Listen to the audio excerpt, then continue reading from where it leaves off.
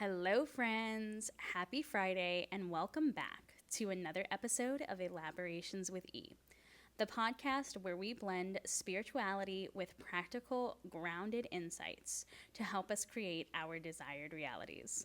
And I am so glad that you are here with me today because we are diving into something that has sparked my interest deeply. And I felt that this would be a fantastic topic point for this Friday. We are closing out the month of August. We are heading into the last quarter of the year, and I feel like this is the perfect time to get this episode out. And it all started when I was listening to another podcast that I absolutely love. And that was the Makeshift Happen podcast with Samantha Daly. There was an episode that she released a month ago, and she featured Brooke Taylor on this episode. And the title was Healing the Success Wound, Keeping Your Ambition and Your Peace. Now, full disclaimer, I'm not sponsored by Sam or Brooke or anybody else, but I am a fellow podcast host who appreciates powerful, grounding conversations from other creators like me. And this one flipped a switch for me. It initiated this massive light bulb moment, and I knew I had to unpack all of my thoughts with all of you. Because this episode, along with other personal insights from my own experiences, made me realize how deeply so many of us have been conditioned to view success through a rigid corporate lens. Like our worth is tied to an endless run on this corporate hamster wheel, or a constant ladder climb where the top never actually seems to exist. And when we do wind up getting to the top, there's nowhere else to go but out, right? once you reach the pinnacle, there's nowhere else to go but out. And success, however, isn't meant to be this blueprint that is handed down by an institution or a boss or anyone else in your life. Nor is it about constantly striving until you're completely running on empty 24/7 and you're constantly in this survival state.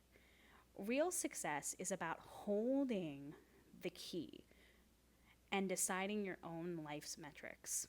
And as we head into the final months of the year, I feel that it is the perfect time to talk about what happens when you finally decide to untether yourself from everything that has created this success wound around you, and you start to redefine your goals and reclaim the most expensive thing that you could ever sell, which is your peace.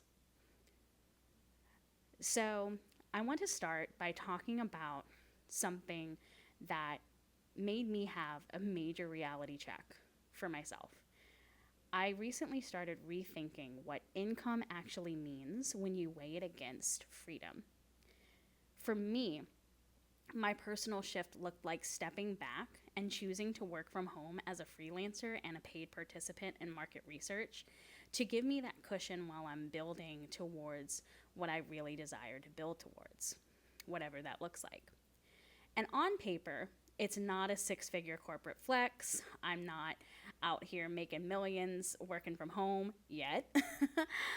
But transparently, I did this because I did the research and I found something that genuinely works for my life and what I envision for myself even a year from now. And I started treating this flexible setup like a job that I can legitimately do. And because I treated it like a job within my own metrics that I wanted to hit, the utility that I got out of it is priceless. And now listen, I don't want to sit here and tell you that you should give up your job. Your job is keeping you stable, hun. So if you have a job that is definitely keeping you stable and giving you a safety net, keep it for as long as you possibly can until you can find something else. Don't quit your job without a backup. But I will say that for me, it helped to have zero commuting.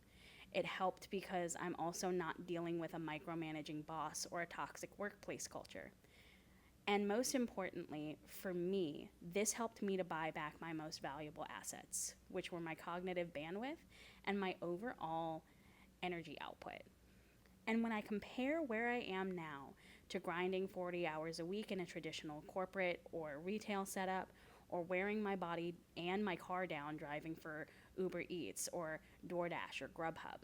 The difference in physical and mental drain is night and day, because the preserved energy that I now have is what gives me the capacity to actually build my own creative empire on my own schedule. And that includes being able to record these podcast episodes and get them out to all of you. It includes being able to focus on my spiritual practices and making time for meditation and yoga and Pilates. It also includes being able to get back to tarot reading. And it also includes being able to read books in my free time whenever I just want to have some downtime and I want to curl up on the couch with a good book and a cup of tea. But the preserved energy is what helps me to feel like I have some balance in my life.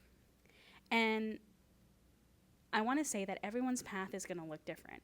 And there is no shame in wherever you are right now. Like I said just a few seconds ago, for some people, holding on to a 40-hour work week is necessary to keep your financial safety net. Keep your financial safety net while you are making space for creative pursuits on the side, even if that means pushing through a little temporary burnout before things fully take off. But for others, the move might be transitioning from full-time to part-time. Because if part-time still covers your bills, that cushion gives you the time, the space, and the breathing room to pour into what you are actually passionate about, including having that work-life balance for your personal life. But it's all about creating the foundation for yourself that helps you stay stable. I was almost going to say stagnant. No, no, we're not doing that here. But creating that foundation to keep the lights on, for example, while reclaiming the time that you need to build something that is truly 100% yours and something that you can be proud of. And this is where we have to get honest about why making that pivot can feel so terrifying. Because the success wound runs deep, especially when we start examining how modern work culture operates. Because in the modern work culture, especially here in the United States, so for those of you who are listening in other countries, it may be a little bit different for you, but you've probably at least heard of the work culture here. But we have been trained from an early age to chase moving goalposts. When we hit one milestone, or we buy the car, or we get the next title or promotion, or we hit a sales metric, we immediately start looking for the next thing to prove our continued consistent worth. And we get addicted to the temporary rush of achievement. But because that achievement is built on external validation and deadlines and somebody else's manuscript and blueprint, it leaves us perpetually unsatisfied. 9 times out of 10. We could have that 6-figure salary and still be unsatisfied. We could be making it big. We could be able to buy luxuries that we never thought we would be able to buy, and we could still be perpetually unsatisfied. And the wild part is that even when people step away from corporate life to work on themselves or build an independent path, they often bring the exact same boss mentality right along with them inside their own heads. They can escape the traditional system only to sit at home, working from home, shaming themselves for not grinding 8 hours straight. They can get to a point where, because they're so familiar with that structure, they put it into their own business instead of honoring how their energy actually works. But when you're running your own show and you're giving yourself 4 hyper-focused hours, for example, brilliant hours of output is a full productive day. And learning to accept that requires unlearning so many years of conditioning. And it's going to take time. But some people thrive on 8 hours of productivity, whereas others feel that they have more quality work done in only 4 hours of productivity within a day.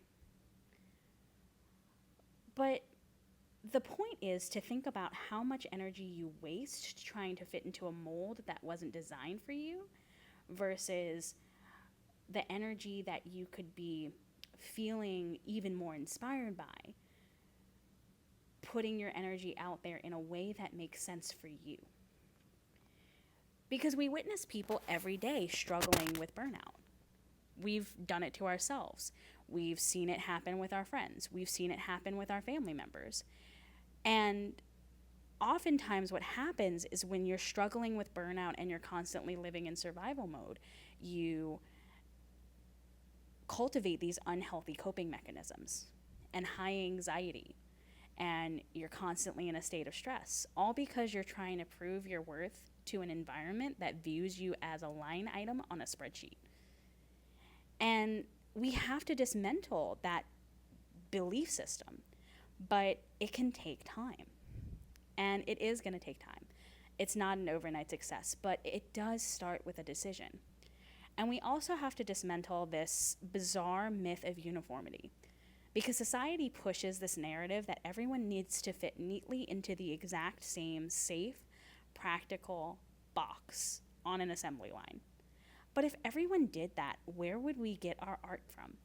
Where would podcasts, books, music, and other media and culture come from? Because I'm here to tell you right now, diversified paths are not pipe dreams. They are literally what keeps society human, vibrant, and alive. We wouldn't have the TV shows that we love to binge watch if we didn't have people creating them. We wouldn't have the clothing that we love to wear that helps us express our identity if we didn't have people creating them. We wouldn't have places to gather with our friends if we didn't have people opening up restaurants, right? So we need a society that feels like it's thriving instead of a society that always feels like it's surviving. But when you look at the macro level, the broader economy, the buying power of the dollar, hyperinflation, the housing market, and so many other things, it is undeniably tough, especially for millennials and Gen Z who are trying to navigate a world that looks completely different from the one that the previous generations grew up in. It is so easy to look at the world outside and feel completely overwhelmed and paralyzed by things outside of your direct influence. And I want to tell you that it's okay to feel overwhelmed by that shit, because we are told what we can do to prevent certain things happening. We are told that we can reduce our carbon footprint, we can save more money by cutting certain expenses, we can do all of these things. But sometimes we feel as if we're only creating a drop in the ocean, as opposed to what we can do on the micro level just for ourselves, for us to feel like we have more breathing room. And that is where the power really lies.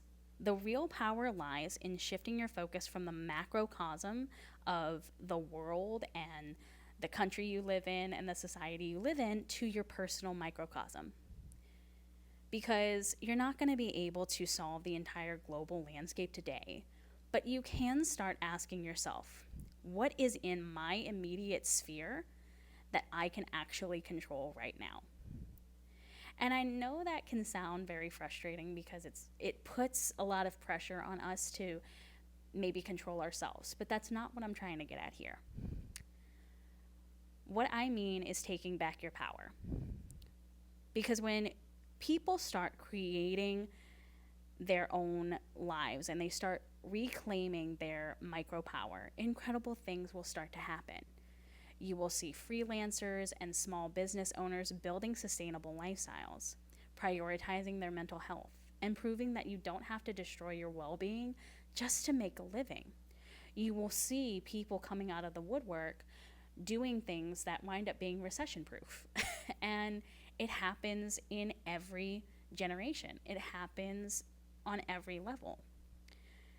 And for me, that meant putting certain unsupportive or overly traditional people in my life on an information diet so that I could protect my vision. It meant designing my daily working hours around my natural energy and rhythms, then looking at arbitrary rules created by somebody else. And it meant taking the practical tools of manifestation and trusting my intuitive nudges and aligning my daily actions with what feels fulfilling on the inside, rather than what looks good on paper to the outside world or what makes me look like a successful person to Joe Blow over there who has been stuck in the same job for 3 years and hasn't even gotten a promotion. So, like, it's, but the thing is that you really don't have to destroy yourself to be successful. And once you're able to get to that point for yourself, it can be liberating. It can be extremely liberating. It's going to feel a little uncomfortable at first, but once you move through the discomfort of what that feels like, you're able to move into that liberation, and you're able to feel like this weight is being lifted. And trust me when I say it is as sweet as freshly harvested honey. Okay?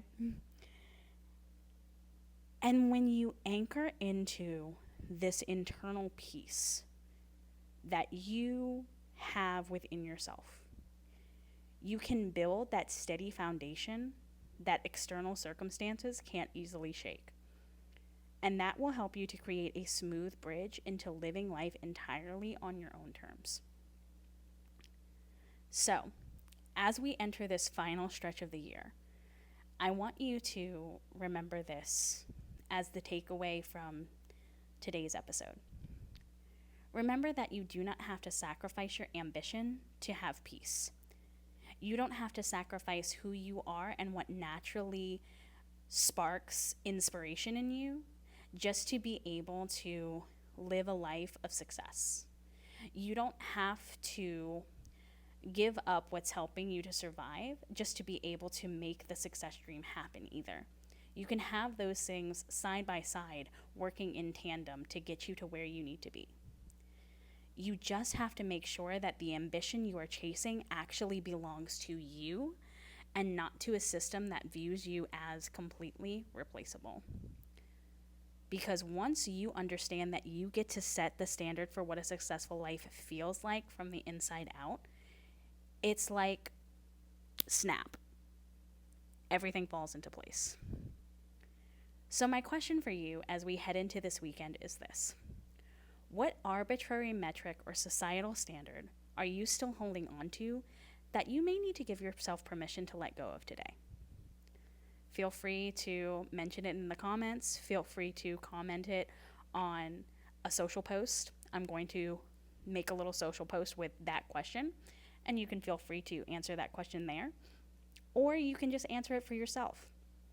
Put it in a journal for yourself and start thinking about it over this weekend.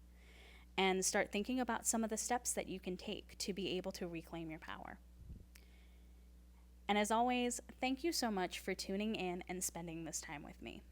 If you want to connect, share your thoughts on this episode, or stay up to date with upcoming changes to my website and the links I'll be updating on my YouTube bio, all of those details are in the episode description. And they will also be in my community posts, so stay tuned and be on the lookout. I've been your host, Eva, and this has been Elaborations with E. I'll see you next week for more grounded insights. Until then, have a wonderful weekend, take the best care of yourselves, and remember that your power lies within you, not within the system. Bye for now.